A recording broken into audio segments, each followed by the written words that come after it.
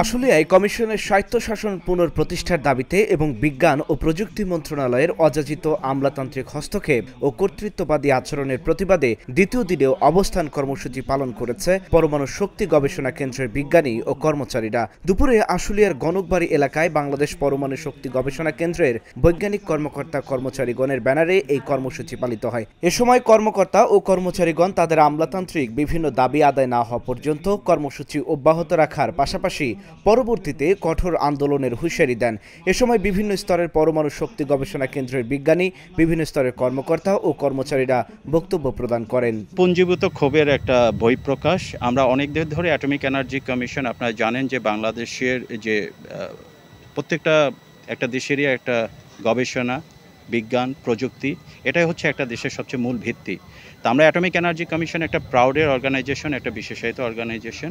তা আমরা এখানে কাজ করতে এসে আমরা কিন্তু বিজ্ঞানী হিসেবে কাজ করি, কিন্তু আমরা সময়ের সাথে সাথে দেখেছি যে এখানে আমলাতান্ত্রিক জটিলতাগুলো দিনের পর দিন অনেক বেশি বেড়ে গেছে। বর্তমান প্রেক্ষাপটে এসে আমাদের কাছে মনে হয়েছে যে না, এটা অনেক বেশি হয়ে যাচ্ছে।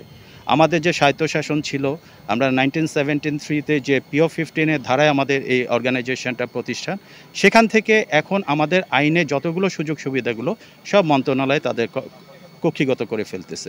আমাদের তো এই যৌক্তিক দাবি, এবং এটা আমরা তো আসলে কখনো এই সবসময় আমরা নীরবে কাজ করে গেছি দেশের স্বার্থে, জনগণের স্বার্থে। সেক্ষেত্রে আমরা কখনো এই কোনো কিছু চিন্তা করি নাই। তো সেক্ষেত্রে এখন দেখতেছি আমরা বিভিন্ন জিনিস থেকে বঞ্চিত হচ্ছি।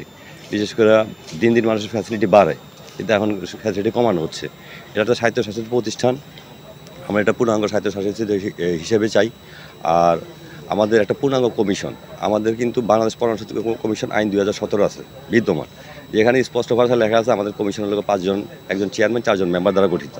সেখানে বিগত সরকারের আমল থেকেই ওই কর্তৃত্ববাদী এই কী বলে হস্তক্ষেপের কারণে দেখা গেছে আমাদের একজন চেয়ারম্যান, তাও স্থায়ী না, অস্থায়ীভাবে চলতি দায়িত্ব, বিভিন্ন দায়িত্ব দিয়ে একজন মেম্বার, 2 জন মেম্বার এভাবে দিয়ে মানে কখনোই পূর্ণাঙ্গ কমিশনের গঠন হয় না। আমরা চাই যে বাংলাদেশ পরমাণু শক্তি কমিশন একটা স্বায়ত্তশাসিত প্রতিষ্ঠান, তার নিজস্ব আইন আছে এবং বিধি এবং নিজস্ব প্রবিধিমালা বিধি অনুযায়ী পরিচালিত হবে, এবং এইটার যাতে কেউ কোনো খর্ব না হয়।